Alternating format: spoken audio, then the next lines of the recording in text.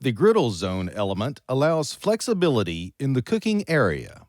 To use the bottom single element, push in and turn the knob from the off position to single zone anywhere between high and low.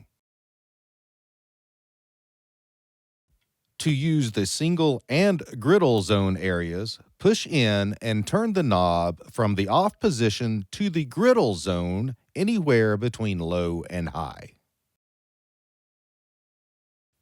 To use the top single element, push in and turn the knob from the off position anywhere between low and high.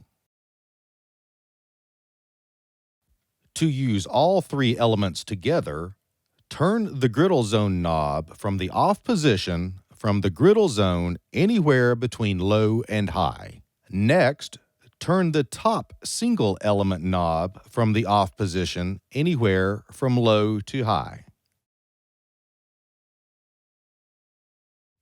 Turn all knobs off when finished.